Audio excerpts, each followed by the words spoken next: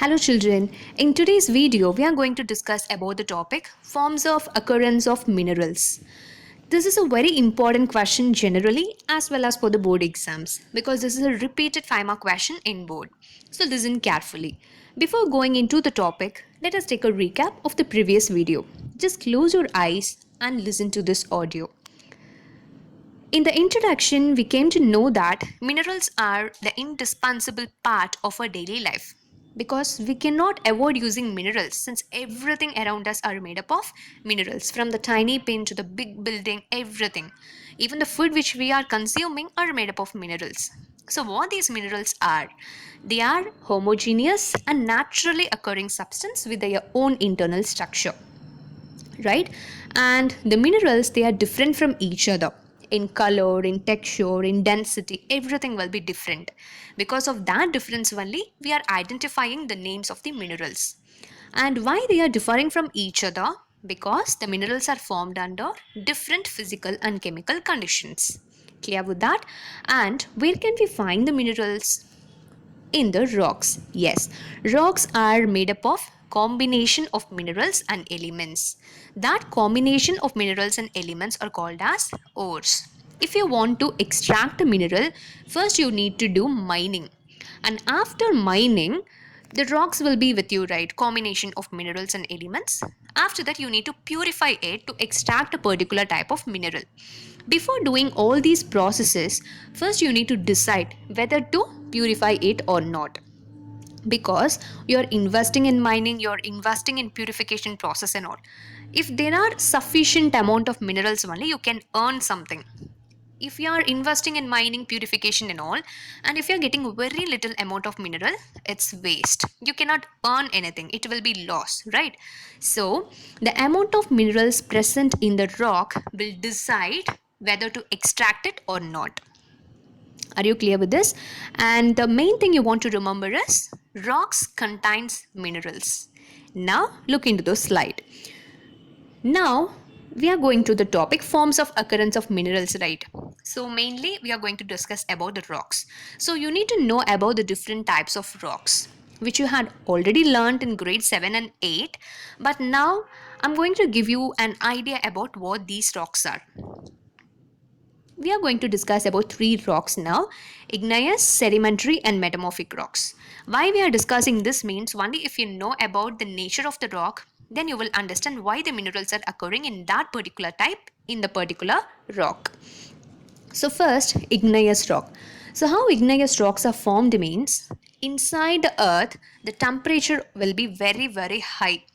In the summer we cannot bear this particular temperature itself, right? But inside the earth the temperature will be very high, and inside the earth there will be lot of materials in liquid form and in gaseous form.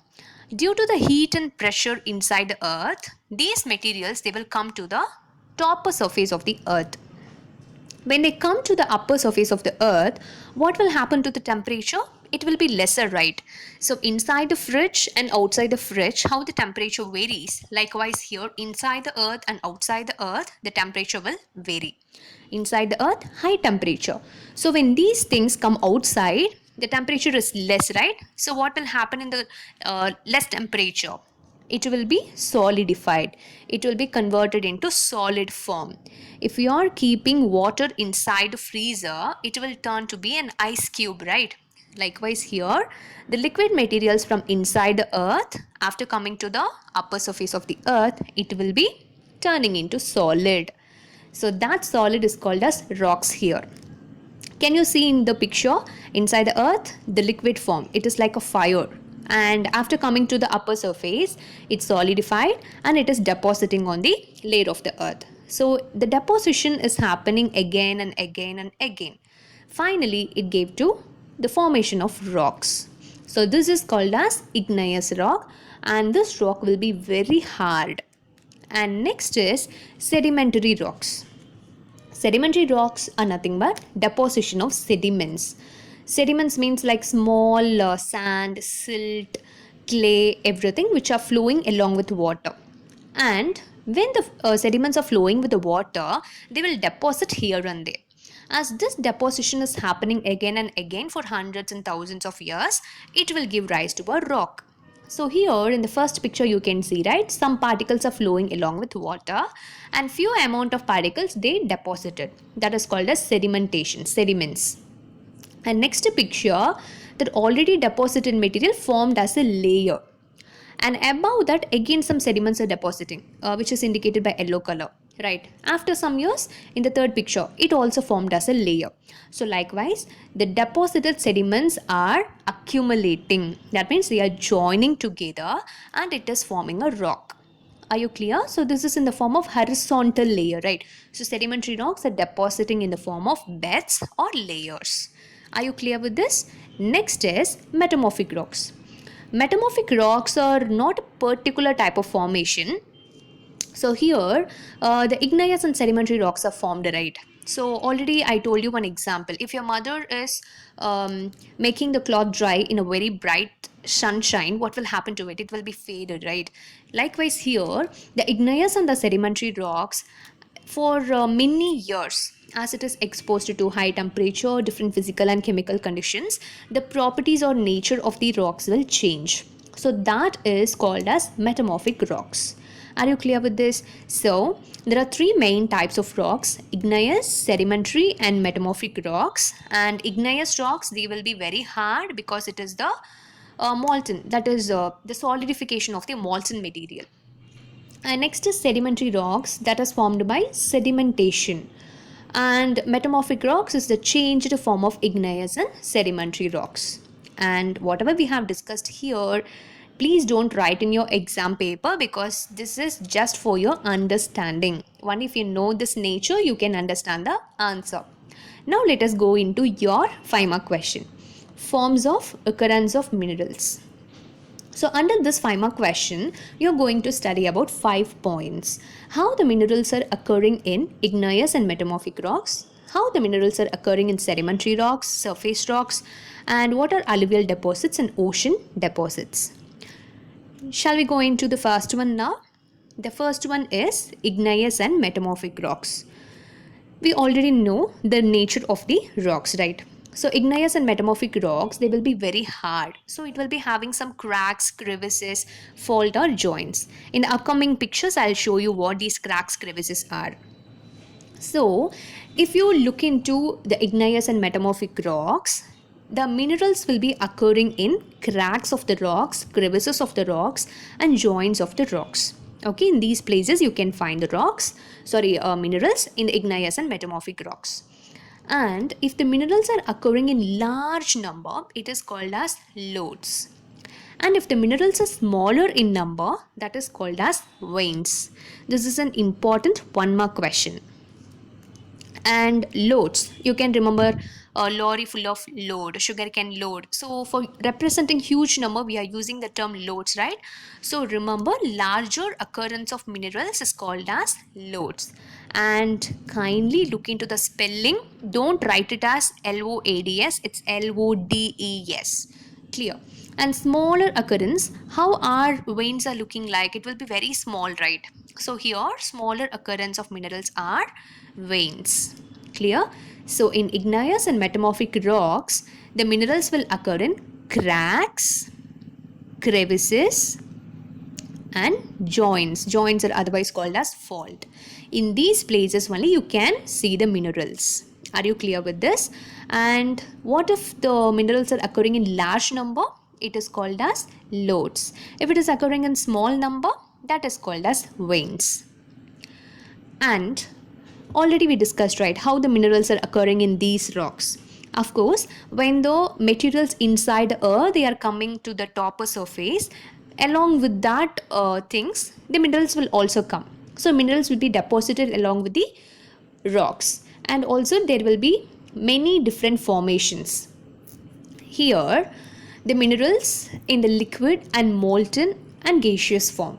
So it will be coming to the topper surface of the earth through the cavities. That means there will be some pores, right, in the earth. So through that only the minerals are coming up to the earth. When they come to the upper surface of the earth, they will be cool and they will be solidifying. And the examples of these kind of minerals are copper, lead, tin and zinc. So these minerals are coming to the upper surface of the earth from interior earth, and they are depositing on the igneous and metamorphic rocks. Are you clear with the concept? So in igneous and metamorphic rocks, the minerals are occurring in cracks, crevices, fault and joints. And larger occurrence of minerals are called as lodes, and smaller occurrence of minerals are called as veins. And you want to explain the process. So liquid and gaseous form are coming to the upper surface of the earth through what? Cavities. And once they come up, it will be cool and it will be solidifying. And what are the examples for it? Copper, lead, tin and zinc. So take a note of this first point. In exam, in 1 mark question, if they ask you how the minerals occur in igneous and metamorphic rocks, you need to write it is occurring in cracks, crevices, fault and joints. So it carries 1 mark. And they will ask you what are veins and lodes. So write the definition. And they will be asking you 1 or 2 examples for each type of rocks. So remember these examples also very well. So make a note of this particular slide. Shall we go into the next one? Sedimentary rocks. So sedimentary rocks, already you know, right, how the rocks will be deposited, right? So here the minerals will be occurring in the form of beds or layers. So just recall the picture which we discussed in the previous one. So here the minerals will be occurring in beds or layers. So how the minerals are depositing in beds or layers? Due to 3 processes: deposition, accumulation and concentration. Deposition means it is settling first. Accumulation means the settled particles are joining together in a tight manner. And concentration means they are settling in that particular place for a long period of time. So that is called as concentration. Clear?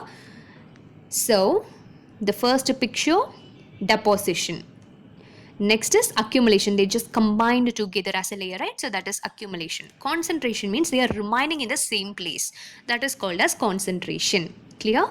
So in 1 mark question, if they ask you how the minerals are occurring in sedimentary rocks, you need to write they are occurring in the form of beds or layers, and it is due to deposition, accumulation, concentration. So 2 points you need to write for 1 mark question. Okay. And examples: coal and some form of iron ore. We discussed about coal, right? So for the extraction of coal, they will do mining, right? So coal and some form of iron ores, they are concentrated in a particular place due to heat and pressure. And gypsum, potash salt, sodium salt, these are formed due to evaporation. I think you will be well aware about evaporation, right? So if you are making the seawater settle in the bright sunlight, it will be evaporated, right? The water will be turning into steam and you can get the salt, right? Same process here. Gypsum, potash salt and sodium salt, they are formed by evaporation, particularly in arid regions. Arid regions means what? The region with very less rainfall. Clear? So these are the examples: coal, some form of ironwood. So coal and ironwood, how they are formed? Due to concentration of heat and pressure. Then gypsum, potash salt and sodium salt, how they are forming? By evaporation. If you see the term salt, then you write due to evaporation process. Are you clear with this? So in sedimentary rocks, the minerals are occurring in beds or layers due to deposition, accumulation and concentration. So remember this in a flow. First it is depositing, then they are joining, accumulating, and they are staying in that place, concentration. Clear? And they are occurring in the form of horizontal layer. And examples, 2 different set of examples. One, the examples due to concentration, and next one is example due to evaporation. So remember the example with a particular type of process. They may ask you in 1 mark question. And take a note of this slide. Shall we go to the next one? Surface rocks. So surface rocks, they will be decomposed. Decomposed means what? If you are burying a plant, animal waste and all, what will happen? It will be decaying, right? Likewise, the surface rocks are decomposed, and after the decomposition, you are removing the soluble constituents. Some things will be soluble, right? If you are putting salt and sugar inside the water, it will be soluble, right? So those kind of materials and all you are removing. Okay, so surface rocks are decomposed and you're removing the soluble things. So what will be the remaining thing? Weathered material which is containing ores. Clear? So surface rocks are decomposed. After the decomposition, you're removing the soluble constituents. So the remaining is residual thing, are the weathered materials. Weathered means what? Broken pieces of the rocks. Okay, so weathered materials are remaining. So from that, you can take the ores. And the main example for this kind of mineral is bauxite. Bauxite is formed due to the decomposition of surface rocks. Only one example. Clear with us? That's all about third thing. Surface rocks are decomposed, removing the soluble constituents. So remaining weathered material will have minerals, and main example is bauxite. Take a note of it. Now, coming to the fourth one, very interesting one, alluvial deposits. In the first chapter, you learned about alluvial soil, right? It will be very fertile. All the plants will grow very well in the soil, right? Because it will be loosely packed and it is a very good soil, right? So, in those alluvial deposits, what are the minerals occurring? So alluvial deposits, where and all you can find means where and all rivers are there and all you can find alluvial soil.